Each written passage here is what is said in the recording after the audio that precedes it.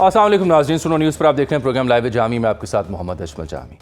कई एक अहम सवाल हैं जो उठ रहे हैं मौजूदा मुल्क की सियासी मंजरनामे के हवाले से, अमन व अमान की सूरत हाल के हवाले से, दहशत गर्दी के खिलाफ जारी जंग और उससे जुड़े मसाइल के हवाले से, मुज़ाकरात होने हैं अपोजिशन से नहीं होने इस हवाले से, मुल्क की मईशत कहाँ खड़ी है इस हवाले से, बैनुल अक़वामी तौर पर पाकिस्तान कहाँ खड़ा है ये भी एक अहम मौजूद, JF-17 की गूंज पूरी दुनिया में, क्या स्टेटस है पाकिस्तान का, इससे जुड़े कई और सवालात आज हमने इस प्रोग्राम में तरतीब दिए हैं और उनके जवाब जानने के लिए जहमत दी है सीनियर पाकिस्तानी रहनुमा वफाकी वज़ीर इत्तलात व नशरियात जनाब अता तारड़ साहब। तो अता साहब, तमीद मैंने की है मुख्तसर, क्योंकि मेरी ख्वाहिश है कि आपसे गुफ्तगू ज़्यादा हो सके।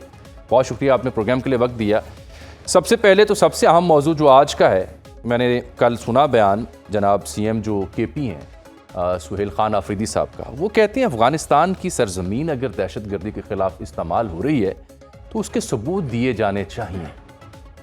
सबूत रियासत, हुकूमत या इदारे उन्हें क्यों नहीं देते? सादा हैं। और इस पे तो खैर वो जामी साहब आपका ज़रा शगफ है शेर व शायरी से, तो इस पे तो वो शेर भी फिट बैठता है कि मीर क्या सादा हैं, बीमार हुए जिसके सबब उसी अवतार के लौंडे से दवा लेते हैं। तो ये सारी बीमारी की जड़, दहशत गर्दी की जड़ अफगानिस्तान है। पूरी दुनिया को नजर आ रहा है कि दहशत गर्दी वहां से होती है। पूरी दुनिया इस बात को मान रही है कि दहशत गर्दी वहां से होती है। जाने तो जाने पूरा बाग ही जाने है, गुल सिर्फ जो है उसको खबर नहीं है इस चीज की। तो ये मैं हैरान हूं कि ये किस तरह के लोग हैं। ये सुहेल अफरीदी को कल का बच्चा तो नहीं है कि जिसको ना पता हो कि अफगानिस्तान में दहशत गर्दी को जो है वो परवान चढ़ाया जाता है, उनकी सूरतकारी की जाती है। अभी इस्लामाबाद कचहरी का जो वाकया हुआ दहशत गर्दी का, उसके जो सहूलतकार थे, जो हैंडलर्स थे, वो सारे पकड़े गए। वो सारे अफगानिस्तान से ट्रेंड थे। वो सुसाइड बॉम्बर खुद अफगानिस्तान से ट्रेंड था। तो ये बड़ी अजीब बात है और मैं ये समझने से कासिर हूं कि ये कौन लोग हैं कि जिनको अफगानिस्तान की सरजमीन दहशत गर्दी के लिए इस्तेमाल होती हुई नजर नहीं आ रही, और ये आज अफगानिस्तान के तर्जुमान बन रहे हैं। ये बहुत शर्मनाक रवैया है, अफसोसनाक भी है, शर्मनाक भी है। और आप देखें इनकी जुर्रत देखें, अगला सवाल क्या कर रहे हैं कि ये जी अफगानिस्तान के बाकी हमसाया ममालिक भी हैं तो ये पाकिस्तान पे हमला क्यों क्यों होता है? क्योंकि बाकी कौमों के लोग बड़े बागैरत वहां पे लोग बैठे हुए, आपकी तरह गैरत बेच के नहीं बैठे हुए कि बॉर्डर भी पार करवाएं, पॉलिटिकल क्राइम टेरर नेक्सस भी हो, अपने जाती और अपने जो कारोबारी मफाद के लिए अफगानियों को इलीगली वहां पे पनाह भी दें, उनके साथ कारोबार भी करें, उनके साथ स्मगलिंग भी करें, उनकी दहशत गर्दी भी सपोर्ट करें। ये फर्क है पाकिस्तान और बाकी ममालिक में। आपने पूछा है कि वहां पे हमले क्यों नहीं होते, तो ये मेरा आपको एक मुंह तोड़ जवाब है, इसका जवाब दें। ये आप लोग हैं जो उनको परवान चढ़ाते हैं, आप लोग हैं पनाह देते हैं। और आप लोगों से मुराद मेरी तरीके इंतशार है। आप यकीन माने ANP ने कुर्बानियां दी, JUIF ने कुर्बानियां दी, मुस्लिम लीग नून ने कुर्बानियां दी, पीपल्स पार्टी ने कुर्बानियां दी। अल्लाह करे दहशत गर्दी का हमला किसी पे ना हो। अगर दहशत गर्द किसी पे हमला नहीं करते तो PTI पे नहीं करते, क्योंकि उनको पता है कि ये हमारा एक सियासी विंग है। तो ये शर्मनाक है कि अफगानिस्तान को इस तरह सपोर्ट करना, पाकिस्तान में बैठ के दहशत गर्दी पे पर्दा डालना, दहशत गर्दी के जो है वो जवाब पैदा करना, और ये कहना कि बाकी मुल्कों में हमले क्यों नहीं होते। तो ये इनको शर्म आनी चाहिए। और जो कुर्बानियां हैं शोहदा की फैमिलीज को आप कैसे फेस करते होंगे कि जिनके प्यारों ने जानों के नजराने पेश किए धरती की खातिर। तो ये मैं समझता हूं कि एक झूठा और मुनाफिकाना रवैया है सुहेल अफरीदी का, और ऐसे बयान पे शर्म से डूब मरना चाहिए। नहीं, ये देखिए, जो रियासत का बयानिया, इदारों का बयानिया, हुकूमत का बयानिया, वो अपनी जगह है। कौमी सतह पर उसमें हम आहंगी होना बेहद ज़रूरी है। और ये बड़ा एक काबिल तशवीश मामला है कि अगर एक सूबे के CM कोई और बात करें, उससे मुख्तलिफ बात करें। लेकिन तारड़ साहब, अक़वाम मुत्तहिदा की रिपोर्ट्स भी हैं, चाइना की अपनी कंसर्न्स हैं। अभी हालिया जो जंग हुई थी ईरान इसराइल की, ईरान ने कहा था कि कई अफ़गानी शहरी इसराइल के लिए जासूसी करते रहे। इस तरह की कई एक शिकायत पब्लिकली UN सिक्योरिटी काउंसिल में कई ऐसी चीज़ें डिस्कस हो चुकी हैं। स्कैंडिनेवियन कंट्रीज़ उस हवाले से डिस्कस कर चुके हैं जो अफ़गानिस्तान शेल्टर करता है मुख्तलिफ दहशतगर्दी की तंजीमों को, इसमें तो कोई शक नहीं। मेरा सवाल सिर्फ ये है कि अभी आपने कहा कि बॉर्डर पार करवाने का इल्ज़ाम आपने लगाया उस हुकूमत के ऊपर, स्मगलिंग करने का इल्ज़ाम आपने आयद किया। एक सूबे के मुंतखब CM है, वहाँ पे 2/3 उनकी हुकूमत है। क्यों नहीं आपकी हुकूमत या इदारे उनको वो ब्रीफ करते या सबूत देते अफ़गानिस्तान की मुदाखलत का, ताकि ये जवाज़ ही ख़त्म हो जाए? अगर वो गलत उसकी तावील पेश कर रहे हैं, गलत दलील दे रहे हैं तो जामी साहब, एपेक्स कमेटी की मीटिंग हुई। ये वजीर आला मुंतखब हो चुके थे। जी। ये नहीं आए। ये अच्छा। इसलिए नहीं आए क्योंकि इन्होंने दहशतगर्दों को खुश करना होता है। इन्होंने वहां पे उनको ये कहना होता है कि देखो, आज पाकिस्तान की फौज, पाकिस्तान की वफाकी हुकूमत, पाकिस्तान के बाकी सूबे दहशतगर्दी के खात्मे के लिए बैठे थे, मैं नहीं गया। मेरी वफादारी पाकिस्तान से नहीं, मेरी वफादारी तुम्हारे साथ है। और मैं इसलिए दहशतगर्दों का नुमाइंदा बन के तो बयान देता हूं। तो ये तो देखिए ना, ये तो बड़ी क्लियर पॉलिसी है। इनको कितनी दफा वजीर आजम ने कहा आप मीटिंग्स में आए, इनको किसने रोका है? इनको बार बार पेशकश की गई। अब इनको उठा के जबरदस्ती तो मीटिंग में नहीं बिठाया जा सकता। इनकी अपनी चॉइस है, ये मीटिंग में नहीं आते। ये काउंटर टेररिज्म पे गाड़ियां इनको भिजवाई, बुलेट प्रूफ गाड़ियां और लैंड क्रूजर V8 गाड़ियां भिजवाई। इन्होंने कहा जी नाकिस क्वालिटी हम नहीं लेते। तो जो आपने अभी रखी हुई हैं वो कोई यूरोप से और अमेरिका से आई हुई हैं, स्टेट ऑफ द आर्ट गाड़ियां हैं जो आपने अभी अपने पुलिस अफसरान को दी हुई हैं या अपने काउंटर टेररिज्म डिपार्टमेंट को दी हुई हैं। उसके जिस तरह पार्ट्स आप लोग खरीदते हैं, जिस तरह उन गाड़ियों को मेंटेन करते हैं, हमें नहीं पता। नाकस आपकी कारकर्दगी है। फोरेंसिक लैब आप नहीं बना सके, सेफ सिटी आप नहीं बना सके, CTD की फोर्स आप नहीं खड़ी कर सके। आपने खाक खिदमत करनी सूबे की और फिर आप कहते हैं हमारा मैंडेट नहीं है। हमारा मैंडेट तो सिर्फ ये है कि फलां के इश्क में मैं मारा जाऊं। और एक नौसरबाजी ना, शोबदाबाजी है। कौन बड़ा जो है वो बड़ी शोबदाबाजी करता है, किसके लाइक ज्यादा आते हैं, किस पे व्यू ज्यादा आते हैं। तो बता दें, उस दिन इनका वो शफी जान जो है वजीर इतलात, जो एक काला धब्बा है वजारत इतलात के नाम पे, उसने लेडी रीडिंग हॉस्पिटल को कह दिया कि ये PTI ने बनाई है। उसने हयाताबाद मेडिकल कॉलेज को कह दिया ये हमने बनाया है। जिनमें वो कहते हैं ना, अकल नहीं थे मौजा ही मौजा, ठीक है जो मर्जी। शुक्र है ये नहीं कह दिया कि मज़ार कायद भी हमने बनाया था और जो मीनार पाकिस्तान है वो भी हमने बनाया था, जो किला बाला सार है वो भी हमने बनाया था। शुक्र है ये नहीं कह दिया, बाकी हर चीज हमने कहा हमने बनाई है। तो देखिए ना, ये तो संजीदगी चाहिए इस काम के लिए और आके मामलात को डिस्कस करना चाहिए। तो ये शोबदाबाजी से और ये इस तरह की फनकारी करने से तो सूबे नहीं चला करते। तारड़ साहब, ये कल मज़हर साहब ने उनसे सवाल किया, सीनियर सहाफ़ी मज़हर अब्बास साहब, और उन्होंने सवाल किया कि अगर PM आपको बुलाते हैं अमन व अमान से जुड़ी किसी शिस्त के लिए तो आप जाएंगे? तो ऑन रिकॉर्ड है CM आफरीदी साहब का बयान कि 100% मैं जाऊंगा। आप कह रहे हैं वो आते नहीं है। चले, पिछले कई इजलासों में वो नहीं आए और बुलाने के बावजूद नहीं आए। अब अगला इजलास आता है तो देखते हैं ये आते हैं कि नहीं आते। बड़ी अच्छी बात है, जरूर आए और आके अपने सूबे की बात करें। और ये देखिए, मैं ये जो एक झूठा बयानिया घड़ा जाता है एक ना कि नुक्ता जी रिसोर्सेज नहीं है, रिसोर्सेज नहीं मुझसे है। एक और नुक्ता ले लें। मैं रिसोर्सेज के ऊपर ही बात करता हूँ। आज ही की तारीख में मैंने देखा है कि KP सूबाई असम्बली ने अमन व अमान के ऊपर इन कैमरा ब्रीफिंग के लिए कोर कमांडर पेशावर को एक मरासला लिखा है। उनके स्पीकर ऑफिस की जानिब से ये लिखा गया है, अरकान जो है वो अमन व अमान पर ब्रीफिंग लेना चाहते हैं, वक्त और दिन को तयन किया जाए, ये उस मरासले का मतन है। तो ये तजवीज़ आपको कैसी लगी अगर वो चाह रहे हैं अमन व अमान के लिए ब्रीफिंग लेना? इनको असल में ना तरीकेकार का नहीं पता। मसलन ये मरासला तो नहीं लिखा जाता ना कोर कमांडर को। वजारत दिफा को आप लिखते हैं, आप वजारत दिफा GHQ को कहती है। इस एक ये फौज का इदारा है, इसके बकायदा प्रोसीजर्स हैं। ये नहीं होता कि एक दिन उनका दिल किया तो उन्होंने कहा कि जी आज इन कैमरा ब्रीफिंग रख लें। इसके बकायदा प्रोसीजर्स हैं, प्रॉपर चैनल के थ्रू इसकी दरखास्त आती है, एक प्रोसेस है जो फॉलो होता है। ये असल में क्योंकि पढ़े लिखे नहीं है इतने, और देखिए पढ़ा लिखा होना भी जरूरी नहीं है, थोड़े लॉ नोइंग हो। हमारे बड़े बड़े लेजिस्लेटर गुजरे हैं मैट्रिक पास, अंडर मैट्रिक, जिन्होंने एक जिंदगी गुजारी है पार्लियामान के अंदर और जिनको लॉ का, प्रोसीजर का, रूल का पता था और ओवर द ईयर्स उन्होंने सीखा। इनका मसला ये है कि पढ़े लिखे भी नहीं है, रूल का भी नहीं पता, लॉ का भी नहीं पता, आइन का भी नहीं पता। इसलिए जब दिल करता है उठ के लेटर लिख देते हैं। भाई लेटर आप कंसर्न वजारत को लिखें, कंसर्न जो है वो फेडरल गवर्नमेंट को लिखें, फेडरल गवर्नमेंट आगे जो है वो GHQ को फॉरवर्ड करे और वहां से फिर एक प्रॉपर जो है वो एक ब्रीफिंग दी जाए। इनको ये भी नहीं पता क्या करें इनका। तो अता साहब, अगर ये प्रॉपर चैनल जो आप समझा रहे हैं वो अगर ऑप्ट करती है PTI की सूबाई, क्या फिर हुकूमत विलिंग होगी उनके लिए इस ब्रीफिंग का एहतमाम करने के लिए? क्योंकि मेरा कंसर्न बेसित पाकिस्तानी ये है कि अगर उनके पास एविडेंस नहीं है और वो मांग रहे हैं तो ये तो ब्रीफिंग फौरन से पहले आप उन्हें दिलाएं ना जी, ताकि उनको पता चले। कोई हर्ज नहीं है, कोई हर्ज नहीं है। अगर ये प्रॉपर चैनल के थ्रू और नेक नीति से आए और एक प्रॉपर अप्लाई करें तो बिल्कुल मैं समझता हूं कि जहां पे ये एपेक्स कमेटी की मीटिंग में चले, माजी में नहीं आए, आइंदा ये आएंगे, कह रहे हैं, तो कोई हर्ज नहीं है कि इनको ये ब्रीफिंग दे दी जाए, मगर उसकी एक प्रॉपर तरीकेकार है, प्रोसेस है। अप्लाई करें तो फिर देखते हैं उसके बाद। बट मुझे नहीं लगता कि ये अप्लाई करेंगे तो इनको इनकार हो जाएगा। बट ये कम से कम प्रॉपर एप्लीकेशन तो दें और एक प्रॉपर चैनल को तो फॉलो करें।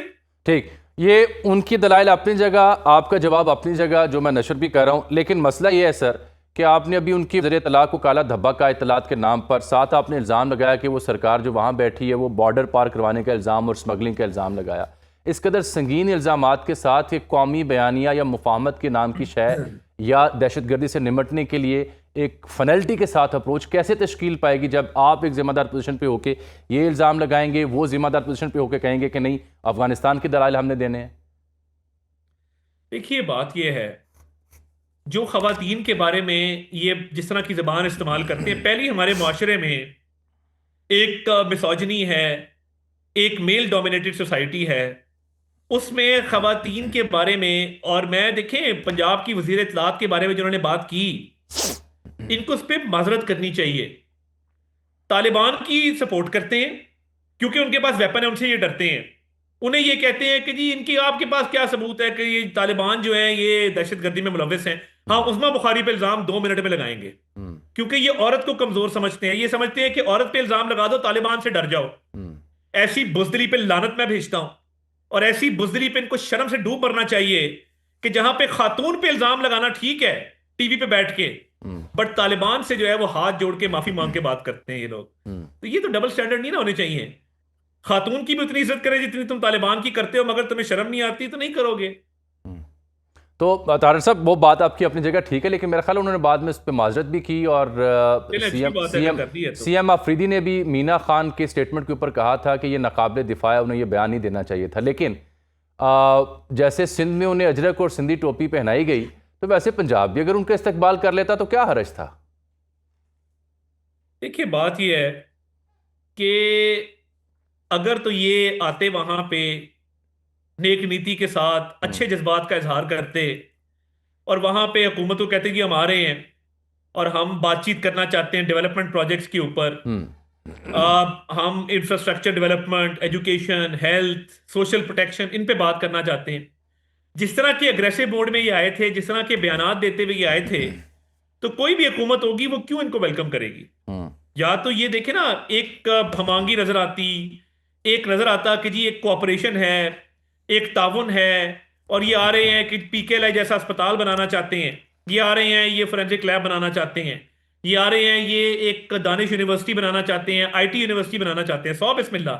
मगर जो नीयत लेके ये आए थे और जो इनका तर्ज अमल था वो तो बड़ा एक अफसोसनाक था। तो उस पर कोई हुकूमत इनको क्यों वेलकम करेगी? ठीक, अच्छा, मैं ज़रा इसी मुद्दे को ज़रा फाइनलिटी के साथ एक और सवाल की सूरत में आपसे सुनना चाह रहा हूँ, फिर दीगर मौज़ूआत भी आपकी खिदमत में रखने हैं। अफगान जैसे दहशतगर्दी के खिलाफ इस्तेमाल हो रही है, क्या उस मामले पे जो पाकिस्तान के पास सबूत हैं उनको लेकर के चाइना या दीगर जो हमसाए हैं, पाकिस्तान और दीगर ममालिक एक पेज पे हैं, वो अंडरस्टैंड करते हैं सिचुएशन को? जो चीज़ ऑन रिकॉर्ड है वो ये कि चीन ने ट्राइलैटरल एक डायलॉग किया जिसमें हमारे वजीर खारजा भी थे, अफगानिस्तान के वजीर खारजा भी थे, और बेहतर होगा कि मिनिस्ट्री ऑफ फॉरेन अफेयर्स इस पे कमेंट करे। बट ऑब्वियसली दुनिया के सामने पाकिस्तान ने वो शवाहिद रखे हैं जिसमें इनकी दहशतगर्दी में इन्वॉल्वमेंट के सबूत मौजूद है। तो I leave the details to ministry of foreign affairs, MOFA इस पे बेहतर कमेंट कर सकेगा। ठीक, अच्छा, मिस्टर साहब, आप ये फरमाइएगा कि साथ हम देखते हैं कि इन दिनों अचकज़ई साहब प्राइम मिनिस्टर ने ऑफ़र की थी मुज़ाकरात की, उनका भी आगे से बयान बड़ा हौसला अफजा आया। अब मेरी अपनी खबर भी है कि शायद इस बीच में किसी अहम हुकूमती वज़ीर ने अचकज़ई साहब को दावत दी कि वो प्राइम मिनिस्टर से मिलें। क्या ऑफिशियली हुकूमत ने अचकज़ई साहब को मुलाकात के लिए मदऊ किया था, जिस पर उन्होंने इनकार किया हो कि पहले खान साहब से मुलाकात करवाई जाए? कतई नहीं, बेबुनियाद, मन घड़त और बिल्कुल ये एक अफवाह है। और ये अचकज़ई साहब तो अभी मैं इधर नेशनल असेंबली से ये शो कर रहा हूँ, मैं अपने चेंबर में बैठा हूँ, अचकज़ई साहब तो अभी हाउस में बैठे हुए थे। मैं हैरान हूँ, ये लॉन्ग मार्च जो इनका था ये शॉर्ट मार्च हो गया कि ये लाहौर से भी वापस आ गए, सेशन में भी पहुंच गए हैं। तो ये बिल्कुल बेबुनियाद, मन घड़त और एक बिल्कुल झूठी खबर है कि इनको अप्रोच किया गया कि जी वजीर आजम से आप मुलाकात करें, वजीर आजम बात करना चाहते हैं। बिल्कुल ऐसी कोई बात नहीं है। तो इसमें वैसे हरज क्या है अगर मुलाकात करनी पड़े आगे बढ़ने के लिए? देखिए, मुलाकात कोई करे तो वो पाकिस्तान को तो तस्लीम करे ना। अचकज़ई साहब आज भी बात करते हैं तो वो अफगानियों की बात करते हैं, पाकिस्तान की बात नहीं करेंगे। धमाका पाकिस्तान में हुआ है, शहीद पाकिस्तानी शहरी हुए हैं, उनको दर्द काबुल का होता है। देखिए, ये कुछ मामलात हैं जिसपे जो शराइत हैं, पाकिस्तान की इकोनॉमी पे बात कोई करे, पाकिस्तान के दिफा पे बात करे, पाकिस्तान के शहरियों की जिंदगी को आसान बनाने की बात करे, तो वजीर आजम ने तो अपोजिशन को कहा है कि ये मुज़ाकरात करते हैं, बातचीत भी करते हैं, मगर उनको रवैया और बयानिया दुरुस्त करना होगा। ये नहीं हो सकता कि वो भारत और अफगानिस्तान को खुश करने का बयानिया रखे और हमसे तवक्को ये रखें कि हम उनसे बातचीत करेंगे। बातचीत के लिए एक ही एजेंडा है, वो पाकिस्तान है, इसके अलावा दूसरा कोई एजेंडा नहीं। आशिक ज़ैद साहब, बतौर अपोजिशन लीडर नोटिफिकेशन जारी क्यों नहीं हो रहा? क्योंकि हुकूमती हल्के ये बताते हैं कि फ्रॉम विद इन पीटीआई कुछ लोग कहते हैं नहीं जी ये हमारी नॉमिनेशन ही नहीं है। ये वजह है या कोई कानूनी आईनी रुकावट है? बट आज स्पीकर साहब ने ऐलान कर दिया है।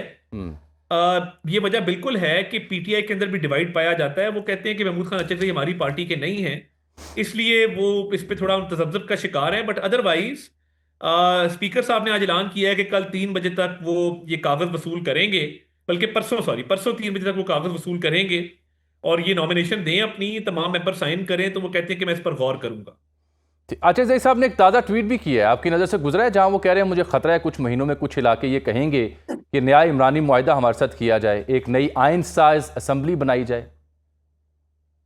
देखिए, ये मैं नहीं समझता कि अभी फिलहाल कोई ऐसी तजवीज़ ज़ेरे गौर है या कोई ऐसा प्रपोजल किसी के सामने भी आया है या कहीं पे ये सोच भी मेरा नहीं ख्याल पाई जाती है।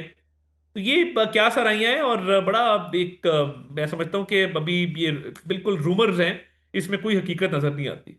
अच्छा जी तारड़ साहब, ये आपकी हुकूमत के हवाले से इन दिनों दो और बड़े दिलचस्प मामला ज़ेर बहस हैं। एक तो शायद किसी वंडर बॉय की तलाश थी एक खबर और एक तजिए में, फिर उसकी तरदीद भी हुई। तुसी ਇਹੋ जी हरकत क्यों कर दे हो कि ਇਹੋ जी खबर बाहर आंदियां ने? सर मेरा ख्याल है कि हर हुकूमत में ना 1.5 साल गुजरता है तो एक नई खबर आ जाती है, आज गई कल गई। अल्लाह का फजल चाहिए, मैं ये समझता हूं कि अल्हम्दुलिल्लाह जो हुकूमत के मामलात हैं और जिस तरह का टीम वर्क है, ये मिसाली टीम वर्क है। माजी में ये बहुत कम देखने में आया, बल्कि इसकी मिसाल मुझे नहीं मिलती माजी के अंदर। अच्छा, तो ये मैं समझता हूं मैं परहेज करना चाहिए इस तरह की अफवाहों से। और जिस तरह वजीर आजम लेके चल रहे हैं पूरे सिस्टम को साथ, जिस तरह उनकी एक अमांगी है फील्ड मार्शल सैयद आसिम मुनीर के साथ, जिस तरह एक ओवरऑल डायनामिक्स हैं, बहुत एक ज़बरदस्त मैं समझता हूं कि टीम वर्क भी है, हमांगी भी है, प्रोग्रेस भी हो रही है, दिफाई तौर पे पाकिस्तान मजबूत हुआ है, मईशत की बहाली हुई है। तो ये तो मतलब एक बहुत मजे का खेज बात है कि जी को वंडर बॉय आ रहा है। अब जिस तरह मैं तो बल्कि उस दिन मुनीब फारूक साहब कह रहे थे कि वो वंडरफुल बॉय है और वो शहबाज शरीफ है, तो मैं भी उसी बात को दोहराऊंगा कि शहबाज शरीफ साहब ही हैं और वो वंडरफुल बॉय हैं इस वक्त। और ये जो अफवाहें फैलाई जा रही हैं और बाद में तरदीद की जा रही है और बाद में कई लोग हंस के कहते हैं जी असी चलाई सी ताकि हो जी खबर ना फैले, तो मैं अब इस पर क्या कह सकता हूँ। वक्त का ज़िया है ऐसी अफवाहों पर कान धरना। लेकिन फिर मैंने ये भी सुना कि 6 माह की डेडलाइन दे दी गई है हुकूमत को। काहे को जी ये डेडलाइन मिली है आपको? पता नहीं, ये तो जिसने ये अल्टीमेटम की खबर दी है उससे पूछे कि ये किसने किसको कब दी। पहले ही आपको पता है, मैंने अफसार साहब से सवाल कर दिया था, वो आज तक मेरे से नाराज हैं। वो सवाल कर सकते हैं हर तरह का, जब मैंने सवाल उठाया कभी आपको किसने कहा है कि सिविल साइड ये कह रही है, मिलिट्री साइड ये कह रही है, मेरे इतने कहने पे वो नाराज हो गए और वो आज तक मेरे से नाराज हैं। मैं उस दिन दफ्तर गया, कोई तकरीब थी समा न्यूज में, वो दफ्तर छोड़ के चले गए, उनको पता लगा कि मैं दफ्तर में आ गया हूं। आप जो मर्जी सवाल करें, हमारा जो एक सवाल है वो भी आपको नागवार गुजरे आपकी तबीयत पे, मैं क्या कह सकता हूं। तो ये कोई मतलब, ये तो जिन्होंने ये अफवाह उड़ाई है उनसे पूछा जाए ना कि जी आपको किसने कहा है कि ये 6 माह का अल्टीमेटम है और ये कहां बनाया गया है, किसने किसको दिया है और इसका कौन इसका ओरिजिनेटर है। ठीक, मैं दो नुक्ते और हैं जो इंटरनेशनल रिलेशन से जुड़े हुए हैं, ज़रा 2 मिनट मुझे और दीजिएगा, छोटी सी मैं ब्रेक ले रहा हूँ। प्रोग्राम में एक बार फिर से आपको खुशामदीद कहते हैं। वफाकी वज़ीर इत्तलात व नशरियात जनाब अता तारड़ साहब इस वक्त आज प्रोग्राम में शरीक गुफ्तगू हैं। तारड़ साहब, 2-4 और नुक्ते रह गए अहम। ये फरमाइएगा जो ब्रेक से पहले अफवाहों के ऊपर आप बात कर रहे थे कि उनको आप मुस्तरद कर रहे हैं और कह रहे हैं कि मिसाली ताल्लुकात हैं हुकूमत और इस्टेब्लिशमेंट के बीच, क्या ये बात दुरुस्त है कि कुछ स्पेशलिस्ट लोगों की तलाश है कि मुख्तलिफ डोमेन्स में उनको रखा जाए वजारतों में या उन शोबाजात में ताकि परफॉर्मेंस बेहतर हो सके, क्वालिफाइड PhD लोग?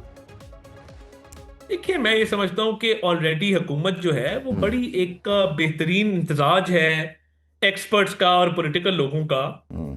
मुझे तो समझ नहीं आ रही कि अफवाहें कौन फैला रहा है। देखिए देखिए, हर कोई अपना काम तनदही से कर रहा है। पाकिस्तान की तारीफ दुनिया के लीडर्स कर रहे हैं। भारत के मुकाबले में पाकिस्तान को मिलिटरीली एज हासिल है, बयानिए में एज हासिल है, डिप्लोमेसी में एज हासिल है, अल्हम्दुलिल्लाह इकोनॉमी रिवाइव हुई है। ये जो जितने ये लोग क्या सराइयां कर रहे हैं, अफवाहें फैला रहे हैं, स्टोरियां कर रहे हैं, क्या इनको वो सिस्टम चाहिए था कि जिसमें पाकिस्तान डिफॉल्ट के दहाने पर था, हम्म। फॉरेन एक्सचेंज रिजर्व ऑलमोस्ट खत्म हो चुके थे, एलसीआं खुलती नहीं थी, डॉलर का उतार चढ़ाव ऐसा था कि रुपया बिल्कुल lowest of the lowest rate पे चला गया था, इन्फ्लेशन डबल फिगर्स के अंदर थी? क्या वो सिस्टम बेहतर था या ये जो इकोनॉमी की रिवाइवल हुई है ये बेहतर है? तो ये देखें, एक हर किसी का अपना एक काम है, वो हर कोई अपना काम इस मुल्क में कर रहा है, और ये बातें जो की जाती हैं ये पाकिस्तान की स्टेबिलिटी को नुकसान पहुंचाती हैं, पाकिस्तान के नैरेटिव को नुकसान पहुंचाती हैं, और दुश्मन का इसमें फायदा होता है। तो मेरी तमाम लोगों से रिक्वेस्ट है दस बदस्ता कि खुदारा इस तरह की रूमर मॉन्गरिंग ना करें, ठीक। और जब तक कोई आपको कंफर्म बात ना हो ऐसी बात मीडिया में मत करें, ऐसे कॉलम मत लिखें, इससे मुल्क का नुकसान है और किसी का नुकसान नहीं होगा। आपकी वाह 4 दिन हो जाएगी कि जी बड़ी बात कर गई, मगर उसका ओवरऑल मुल्क को, मुल्क की मईशत को, स्टॉक एक्सचेंज को, ये जो गैर यकीनी सूरत पैदा करने की कोशिश की जाती है, आप तो कह देंगे, मगर जो स्टॉक एक्सचेंज को नुकसान होगा, कारोबार को नुकसान होगा, बड़ी देर बाद कारोबारी तबका ये कह रहा है कि जी अब चीजें स्टेबल हो रही हैं, ग्रोथ की तरफ जा रहे हैं, स्टॉक एक्सचेंज रोज नए रिकॉर्ड बना रही है। ऐसे में कहना कि ये हुकूमत आज गई कल गई, ये पाकिस्तान से खुली दुश्मनी है, उसके अलावा ये कुछ नहीं है। अता ताड़ साहब, लेकिन इसमें एक और बात भी मुझे करने दें, और वो सहाफ़ियों के हक में है। चाहे आपने कुछ नाम भी लिया, मसाइल डिस्कस किए, लेकिन ये भी तो हुकूमत वक्त का या जिम्मेदारों का या प्राइम मिनिस्टर का या आप जैसे लोगों का फ़र्ज़ है ना, और जिम्मेदारी है कि वो गैप ना आने दें। बाहमी मेल मुलाकात या ब्रीफिंग से अहतमाम आप लोग क्यों नहीं करते? आप यानी हुकूमत तक आउटरीच करना, इवन सूबाई से लेकर वफाकी तक, या प्राइम मिनिस्टर से मुकालमा करना, ये तो ख्वाब हुआ पड़ा है। तो इस बीच में ज़हरी बात है, ला मुहाला क़यासराइयाँ जन्म लेती हैं फिर। नहीं देखें, एक तो मैं आपको बताऊं, जितना एक्सेसिबल बतौर इंफॉर्मेशन मिनिस्टर मैं अपने आप को समझता हूं, I am one message away, one message away. मुझे बीट रिपोर्टर से लेके चैनल के मालिक तक जो अप्रोच करना चाहे, मेरे दरवाजे 24 घंटे खुले। I am the chief spokes person of the government, उस नाते ही मेरी रिस्पॉन्सिबिलिटी भी है। हम कोशिश ये भी करते हैं कि बर वक्त इंफॉर्मेशन की फराहमी भी की जाए, उसके बावजूद अगर ऐसी स्टोरी आए तो फिर ये अफसोसनाक है। चलिए, मैं अब जानना चाह रहा हूं आपसे, JF-17 की बड़ी गूंज आज चाइना के हवाले से भी आ रहा था। उन्होंने बताया कैसे हमने इंडियन जंग में राफेल और दीगर तैयारे गिराए। तो इस सिलसिले में इत्तलात हैं, रॉयटर्स ने खबरें दी, ब्लूमबर्ग ने खबरें दी, बांग्लादेश हो, लीबिया हो या दीगर ममालिक के हवाले से, कि हम उन्हें फ़रोख्त कर रहे हैं, और सऊदी अरब के साथ भी कोई 2 बिलियन का यानी कर्ज जो है रोल ओवर इस मद में होगा। इस बारे में कोई तस्दीक कर सकते हैं कि JF-17 की मांग किन किन ममालिक में है और क्या तय पाया अभी तक? इस पे मैं आई वुड वांट कि मोफा इस पे कमेंट करे, इट्स टू अर्ली। मैं अभी फिलहाल इस पे कोई कमेंट करने की पोजीशन में नहीं। ठीक। आज पाकिस्तान पीपल्स पार्टी आपकी इत्तेहादी कौमी असम्बली से वॉकआउट कर गई। वो इस्लामाबाद का जो बल्दियाती सिस्टम है उसके ऊपर सदर के दस्तखत के बगैर ही आपने वो जारी करवा लिया परवाना। देखिए, अभी लॉ मिनिस्टर से मेरी बात हुई, मेरे साथ ही थे, पीपल्स पार्टी वाले भी यही थे, हमारे लिए काबिल एहतराम है, हमारे इत्तेहादी भी हैं, हमारे लिए बहुत एहतराम की जगह पे भी हैं। बट लॉ मिनिस्टर के मुताबिक ऐसी कोई चीज़ नहीं हुई, और वो ये समझते हैं कि ये कोई गलत फहमी है, इसको दूर करने के लिए अपना पूरा किरदार अदा करेंगे, और ये मुमकिन नहीं है कि सदर किसी चीज़ पे साइन ना करें और वो लॉ बन जाए और प्रोमलगेट हो जाए ऑर्डिनेंस।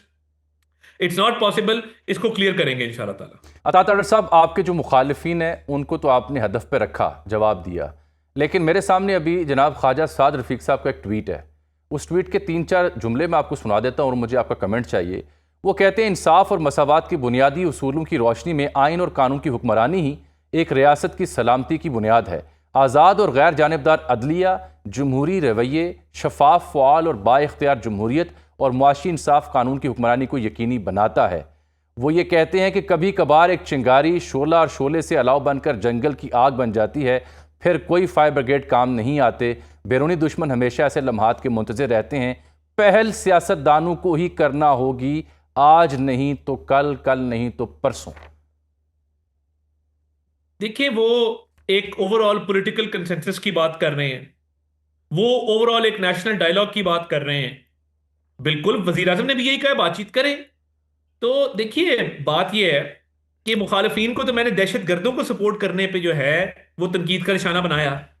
साद रफीक साहब ने जो बात की है, उनकी एक आइडियोलॉजी है, वो शुरू से इस आइडियोलॉजी को लेके चल रहे हैं, हर दौर में लेके चले हैं। तो अगर वो बातचीत में बिलीव करते हैं तो आप उनसे जरूर कमेंट लें।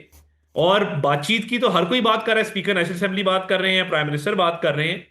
तो उनकी एक अपनी सोच है, उनका एक अपना ओपिनियन है, उनकी एक अपनी राय है, तो उनकी राय का हम एहतराम करते हैं। अता साहब, 28वीं तरमीम का भी हमने शोर सुना था। वो मंसूबा क्या वक्त से कबल खबरों में आ गया, या ऐसी कोई तजवीज़ ज़ेर गौर थी ही नहीं, या मुस्तकबिल में हम एक नई तरमीम देख और सुन सकते हैं? देखिए, बहुत कबल अज़ वक्त है, जैसे मैंने कहा कि अभी फिलहाल कोई ऐसी तजवीज़ ज़ेर गौर नहीं है, और ना ही इस पे कोई डिस्कशन हुई है, ना ही मुशावरत हुई है। कुछ जब आएगी तो सारी कौम के सामने होगी। बट अभी फिलहाल कोई ऐसी तजवीज़ ना ज़ेर गौर है, ना उसमें मुशावरत हुई है। लेकिन हम देख रहे हैं नए सूबों के ऊपर तो मीडिया में डिस्कोर्स चल रहा है। आपके एक मिनिस्टर हैं सिटिंग, वो उस हवाले से बड़े मुदल्लल दलाइल देते हैं। मैं अब्दुल अलीम खान साहब का जिक्र कर रहा हूँ। कई मीडिया जी। हाउसेज उस पर बढ़ चढ़कर बहस में हिस्सा ले रहे हैं।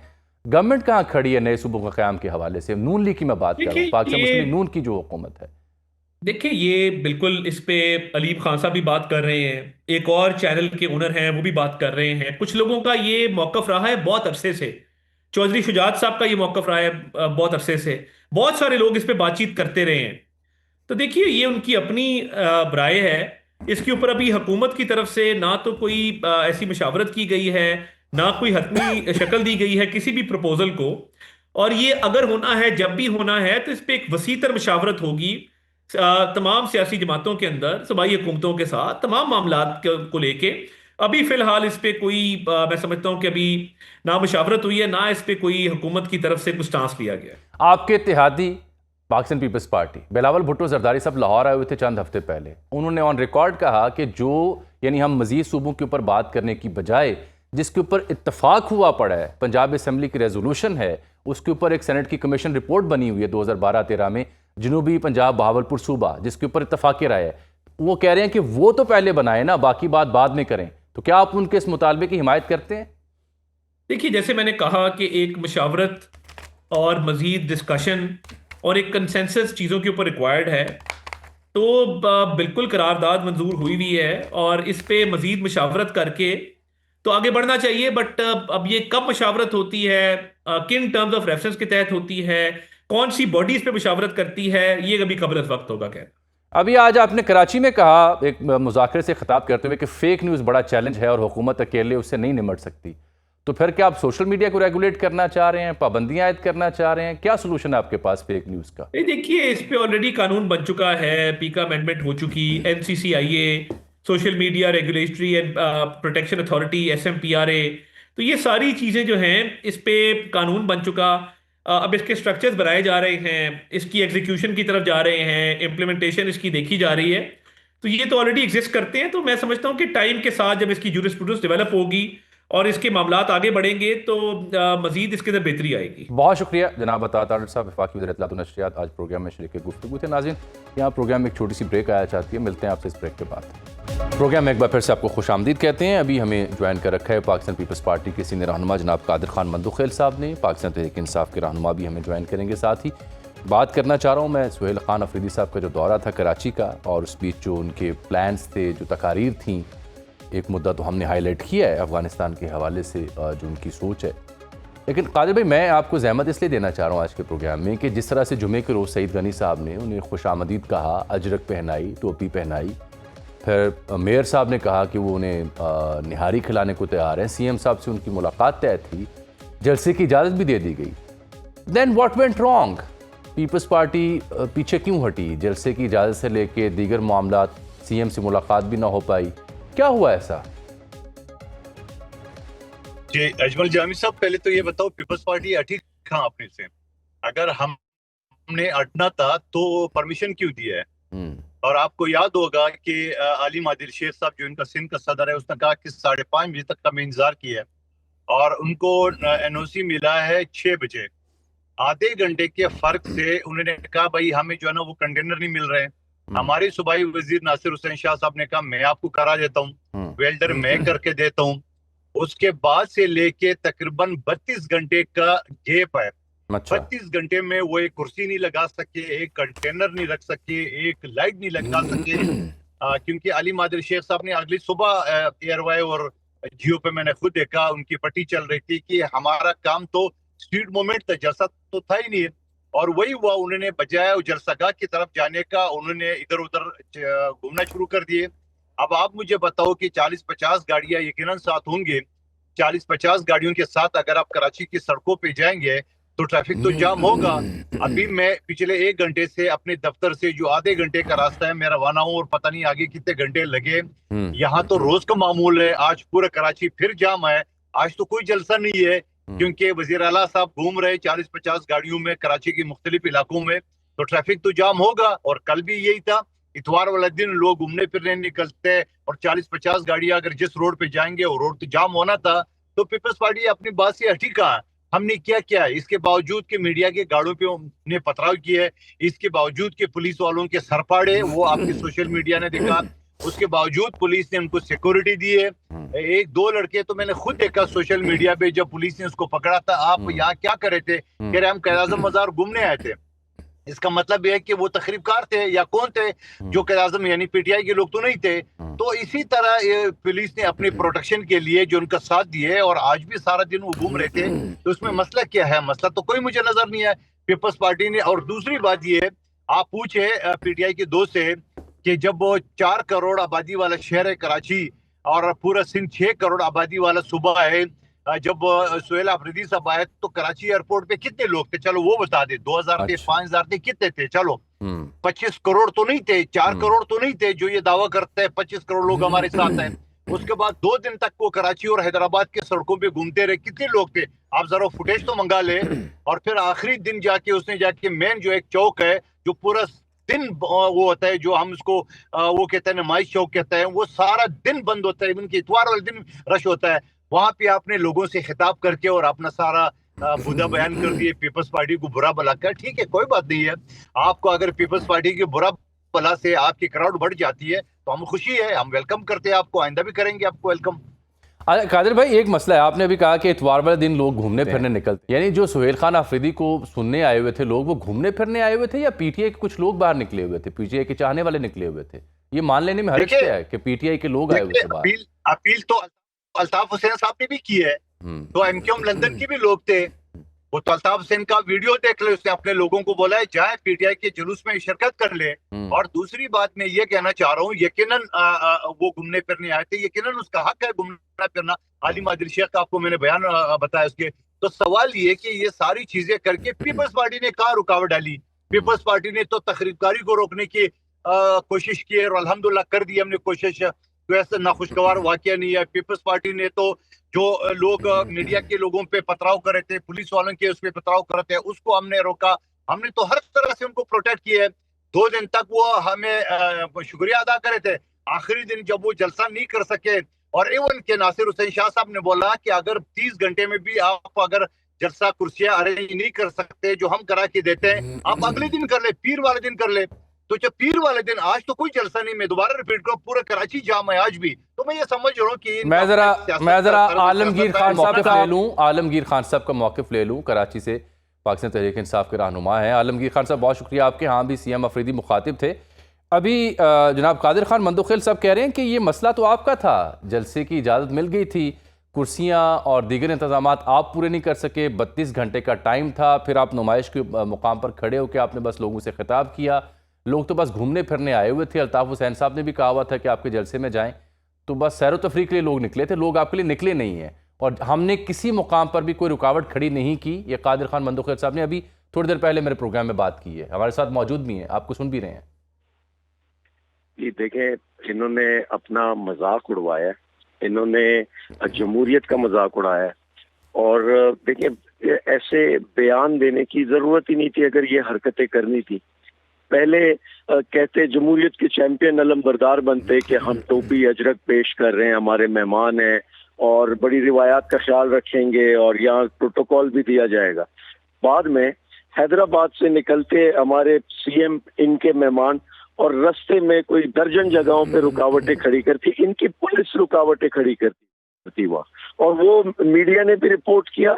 हमने एक एक पुलिस की वहाँ जो कार्रवाई थी उसको एक्सपोज किया, सोशल मीडिया पे अपलोड किया।